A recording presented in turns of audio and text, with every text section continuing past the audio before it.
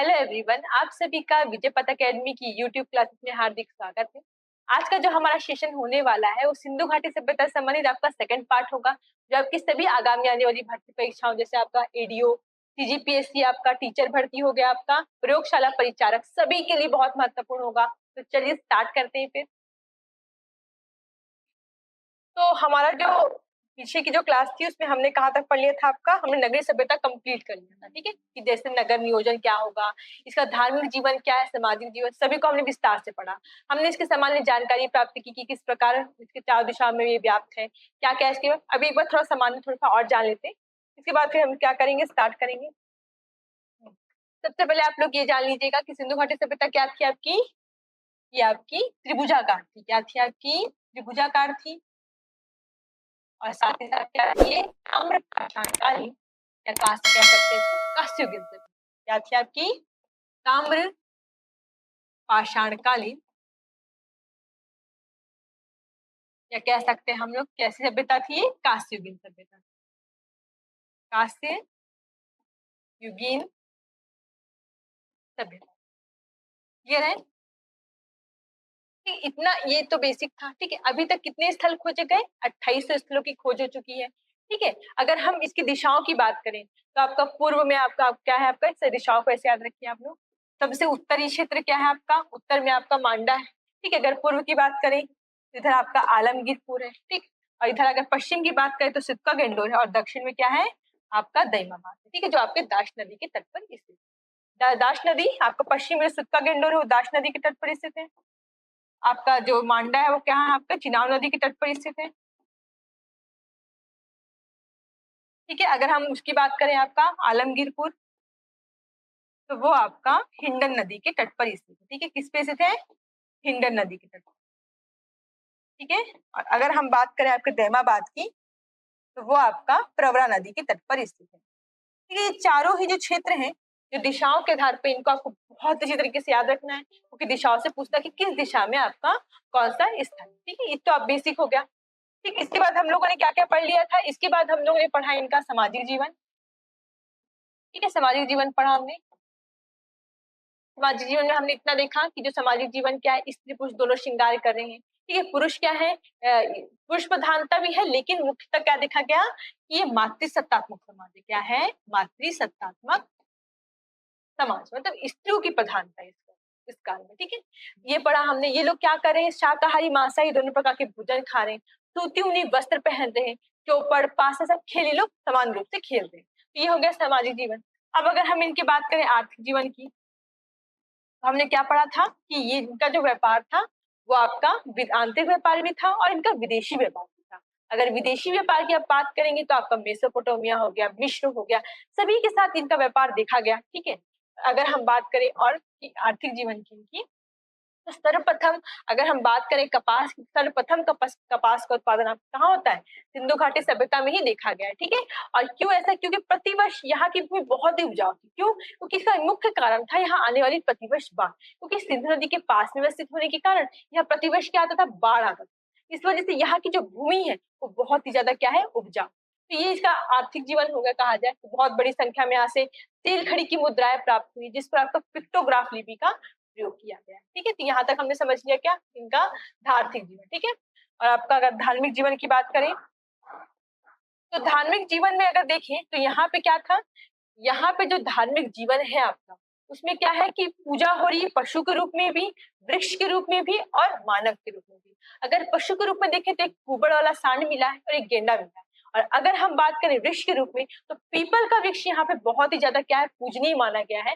और अगर हम बात करें मनुष्य रूप में, तो पशुपति की मुद्रा और आपको मातृ देवी की प्रतिमा देखने को यहाँ से मिलेगी। पर एक खास बात आपको ये याद रखनी है यहाँ पे, किसी भी प्रकार के मंदिर के साक्ष्य आपको यहाँ से प्राप्त नहीं होंगे। ठीक है, इस चीज को अच्छे से याद रखिएगा कि यहाँ से क्या प्राप्त नहीं होंगे, किसी भी प्रकार के मंदिर के साक्ष्य प्राप्त नहीं होंगे। लेकिन यहाँ के लोग अंधविश्वास से बिलीव करते थे, अंधविश्वास मानते थे। कैसे, कि यहाँ पे बहुत अधिक मात्रा में क्या मिला आपको, ताबीज की प्राप्ति हुई। ठीक है, ताबीज की प्राप्ति दर्शाता है कि क्या थे, अंधविश्वास में भी क्या था, इनका विश्वास था। ठीक है, चलिए आगे देखिए।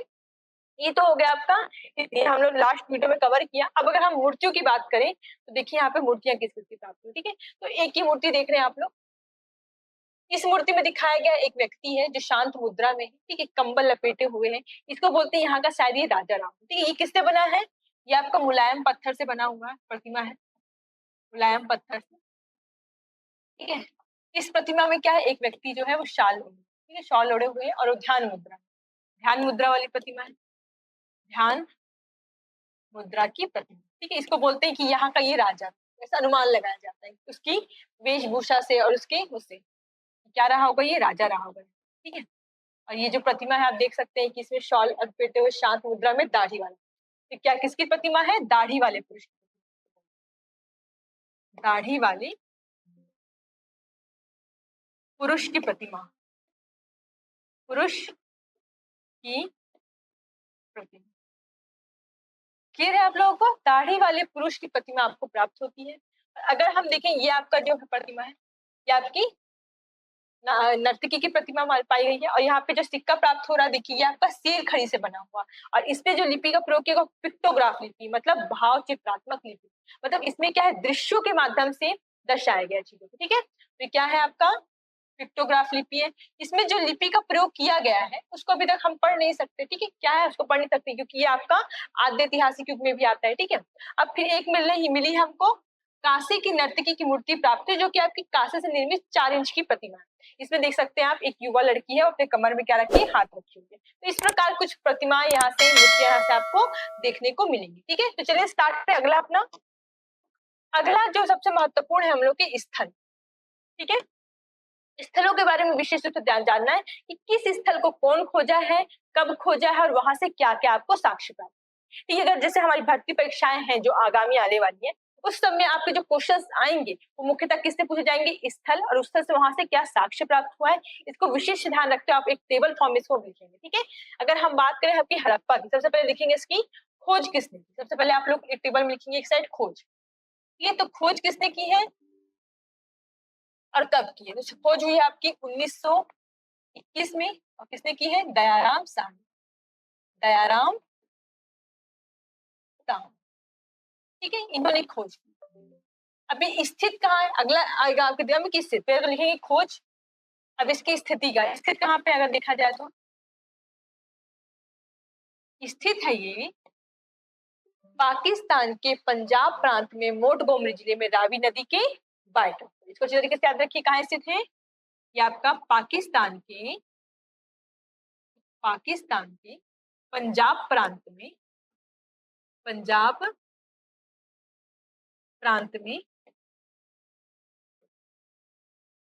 कौन सा जिला, मोंटगोमरी जिला। कौन सा जिला आपका, मोंटगोमरी जिले में रावी नदी के बाएं तट, ठीक है, रावी नदी के बाएं तट पर। अधिकतर क्वेश्चन पूछता है कि क्वेश्चन घुमाने के लिए पूछ सकता है कुछ में बाया तट की दाया तट, तो आपको ये याद रखना है कौन सा तट है आपका, बाया तट है, ठीक है। कौन सी नदी है, और आपकी रावी नदी। ऑप्शन में कई बार सिंधु नदी देगा, लेकिन आपको कंफ्यूज नहीं होना है, याद रखना है कौन सी नदी है, रावी, ठीक है। तो ये तो होगी इसकी स्थिति। अब हम देखेंगे कि यहाँ से आपका क्या क्या आपके साक्ष्य प्राप्त हुए, ठीक है। तो इसको नोट डाउन कर लीजिएगा, इसको हटा रही हूँ। अब यहाँ से अगला लिखेंगे आप लोग, पहले लिखिए खोज, स्थिति, अब यहाँ के साक्ष्यों के बारे में अध्ययन करेंगे, ठीक है। क्या क्या साक्ष्य प्राप्त हुए हैं। एक कब्रिस्तान प्राप्त हुआ आपको, एक क्या प्राप्त हुआ है, कब्रिस्तान प्राप्त हुआ, इसका नाम है R37, ठीक है। और क्या प्राप्त हुई है आपको, धान व भूसी का साक्ष्य प्राप्त हुआ है, ठीक है। नर्तकी की मूर्ति भी मिली है,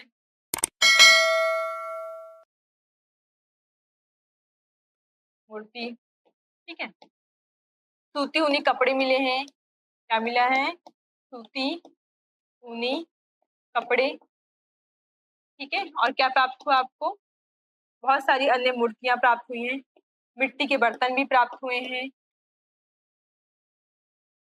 ठीक है। और सबसे इम्पोर्टेंट क्या प्राप्त हुआ आपको, अन्नागार, ठीक है, मिट्टी के बर्तन हो गया। और सबसे महत्वपूर्ण आपको याद रखना है यहाँ से, अन्नागार की प्राप्ति हुई। क्या प्राप्त हुई है, अन्नागार। बहुत सारे स्थल मेन मेन चीजें आपको बता रही हूँ, बहुत सारी चीजें प्राप्त हुई, लेकिन इन चीजों को आपको बेसिकली याद ही रखना है। ये कब्रिस्तान मिला 37 ने बहुत बार क्वेश्चन पूछा कि कहाँ मिला, तो आपको याद होना चाहिए। या आपके व्यापम के क्वेश्चन में देख लीजिएगा, या सीजीपीएससी के पास्ट क्वेश्चन में देखेंगे, अगर पास्ट के प्रीवियस ईयर क्वेश्चन में, तो आपको ये दिखेगा। ठीक है, अन्नागार बार बार पूछता है कि अन्नागार जो है कहाँ की विशिष्ट इमारत है। आपको मोहनजोदड़ो और आपके हड़प्पा में कंफ्यूज करेगा, लेकिन याद रखना है ये आपका किसने है, आपके हड़प्पा से प्राप्त साक्ष्यों में से एक है। क्लियर है, इसको आप लोग याद रखिएगा। ठीक है, अब आगे चलते हैं, हम लोग अपने आगे के स्थल को देखते हैं। ठीक है, अब अगर हम बात करें आपके हड़प्पा कालीन स्थल मोहनजोदड़ो, ठीक है, तो इसकी खोज किसने की, सबसे पहले देखेंगे। इसकी खोज की गई आपका 1922। कब की गई, 1922। किसने की, इसकी खोज की है राखलदास बनर्जी। किसने की है, राखल दास बनर्जी। ठीक है, इन्होंने इसको खोजा। अब इसको क्या कहते हैं हम लोग, इसको कहते हैं हम लोग मृतकों का टीला। क्या कहेंगे, मृतकों का टीला, इसका उपनाम है, समझ लीजिए। ठीक है, सिंधी भाषा में कहते हैं इसको मृतकों का टीला। ऐसा क्यों कहते हैं कि देखिए, जब इसका उत्खनन किया गया ना, जब इसकी खुदाई चल रही थी, तो बहुत सारे शवों के ढेर प्राप्त हुए, इसलिए इसको क्या कह दिया गया, मृतकों का टीला कहा गया। ठीक है, अब क्या कहा जाता है, जो मोहनजोदड़ो है और आपका सिंधु का क्षेत्र का जो हड़प्पा है, इन लोगों को कहते हैं जुड़वा राजधानी। कहते हैं इनको जुड़वा राजधानी कहते हैं। ठीक है, क्लियर है, क्योंकि आसपास ही है और ये लोग क्या है, एक साथ एक ही समय पे आपकी खोजी गई है। और यहाँ से जो आपको साक्ष्य मिला है काफी आपका सेम। ठीक है, देखिए इस प्रकार आपका ये यहाँ से जो स्नानागार प्राप्त हुआ, यहाँ की विशिष्ट इमारत में क्या आपका स्नानागार है, तो उसका दृश्य कुछ इस प्रकार है। ठीक है, और ये कहाँ बसा, नदी के तट पे दिखाया गया। ठीक है, अभी अगर हम इसकी स्थिति देखें कि कहाँ स्थित है, स्थिति की बात करें, तो ये कहाँ पे स्थित है, आपके पाकिस्तान के सिंध प्रांत में। ठीक है, पाकिस्तान के सिंध प्रांत में, सिंध प्रांत में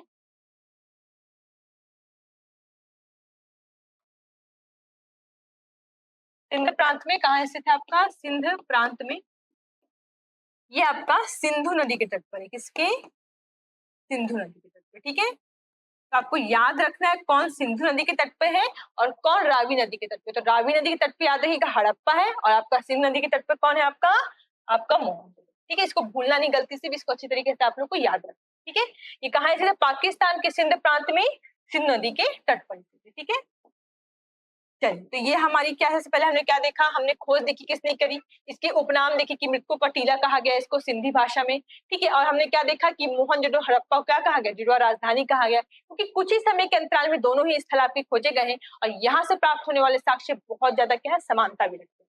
ठीक है, और अगर देखें स्थिति, तो आपका स्थिति कंप्लीट हुआ। ठीक, अब हम आगे देखते हैं इससे प्राप्त होने वाले कुछ साक्ष्य या क्या क्या यहाँ से प्राप्त हो। ठीक है, अगर हम साक्ष्यों की बात करें, यहाँ से क्या क्या साक्ष्य आपके प्राप्त हुए हैं, तो सबसे पहले आप लोग याद रखिएगा, हमेशा पूछता है स्नान। ठीक है, यहाँ से प्राप्त हुआ है स्नान, बार बार रिपीटेड क्वेश्चन है ये आपका, सीजी व्यापम का फेवरेट क्वेश्चन कह सकते हैं। यहाँ पे बार बार ये क्वेश्चन आपका कई एग्जाम में पूछा गया कि स्नानागार कहाँ से प्राप्त हुआ है, तो आपको अच्छी तरीके से याद रखना है, स्नानागार आपका मोहनजोदड़ो से प्राप्त हुआ। ठीक है, इसका प्रयोग मुख्यतः आपके कुछ विशिष्ट कार्यक्रमों के लिए किया जाता रहा होगा, जैसे अभी छठ पूजा मनाई जाती है तो किसी तालाब वगैरह में सब इकट्ठे होते हैं ना, उसी प्रकार आप मान के चलिए, इस समय जैसे कि दिख रहा है ये स्नानागार, इसका प्रयोग वैसे ही किया जाता है धार्मिक अनुष्ठान कार्यक्रमों के लिए, या फिर किसी भी आयोजन में इसका प्रयोग करते थे। ठीक है, तो स्नानागार कहाँ की विशिष्ट इमारत है, तो आपको याद रखना है मोहनजोदड़ो। ठीक है, और क्या मिला यहाँ से आपको, यहाँ से आपको तांबे के बर्तन मिले हैं। ठीक है, पुजारी की मूर्ति मिली है। ठीक है, किसकी मिली है, पुजारी की मूर्ति, पुजारी की मूर्ति प्राप्त हुई है। और यहाँ से क्या मिला है आपको, कांसे की मूर्तियां मिली हैं। ठीक है, कांसे की मूर्तियां प्राप्त हुई हैं। और क्या प्राप्त हुआ है, बहुत सारी चीजें हैं, आपको बर्तन हो गया, पुजारी की मूर्ति, सूती ऊनी कपड़े, सभी प्रकार की चीजें यहाँ से आपको मनखरे, बटके, सिक्के बहुत सारे प्राप्त हुए यहाँ से। इस प्रकार की बहुत सारे, पर विशेष आपको क्या याद रखना, विशेष आपको याद रखना है एक स्नानागार। ठीक है, एक आपको पुजारी की मूर्ति, एक कांसे की मूर्ति याद रखनी है, और यहाँ से पशुपति का जो सिक्का जो देखते हैं जिसमें पशुपति की आकृति बनी हुई है सेल खड़ी निर्मित, वो भी प्राप्त होती है। ठीक है, तो इसको विशेष रूप से याद रखेंगे आप लोग। और अन्य जैसे कि आपके बर्तन हो गए, खिलौने हो गए, वो तो हर स्थल से आपको प्राप्त होंगे। ठीक है, चलिए ये आपको कंप्लीट हुआ। अगले स्थल की तरफ चले हम लोग, इसको अच्छी तरीके से याद रखिएगा सब चीजों को। ठीक है, अगला जो आपका स्थल है वो है आपका चनहुद्रो। ठीक है, क्या है आपका चनहुद्रो है। ठीक है, इसकी खोज कब की गई, देखिए सबसे पहले हम लोग क्या लिखेंगे, खोज। ठीक है, 1934 में इसकी खोज की गई। कब की गई, 1934। किसने की, आपका की अर्नेस्ट मेकिन। किसने की, अर्नेस्ट मेकिन। इनके द्वारा आपका क्या किया गया है, इनके द्वारा आपका चनहुद्रो की खोज की। ठीक है, अब ये आपका जो चनहुद्रो है ये कहाँ स्थित है, ये भी आपके पाकिस्तान में है। ठीक है, पाकिस्तान के सिंध प्रांत में।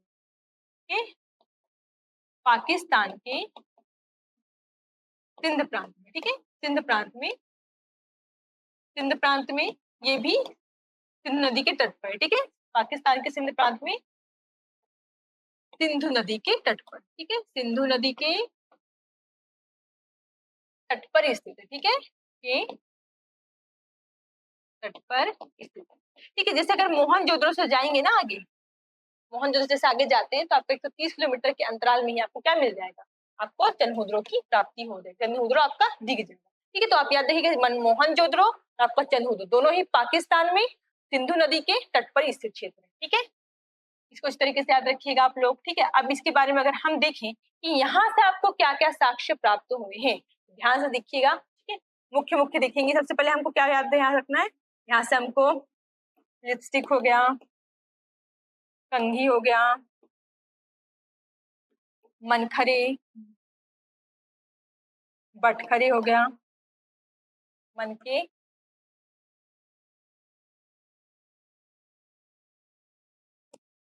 यहाँ रखिए आगे, मनके, बटखरे, बटकरे। ठीक है,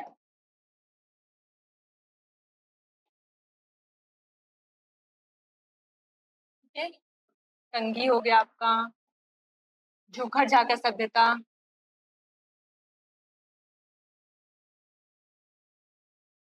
झाकर सभ्यता, ये सभी हमको क्या होगी, यहाँ से प्राप्त हो गया। और क्या यहाँ से मिलेगा, विदेशी व्यापार के भी साक्ष्य मिलेंगे। विदेशी व्यापार कहाँ कहाँ से, एक आपका मिस्र से, एक आपका मेसोपोटामिया से। ठीक है, मेसोपोटामिया,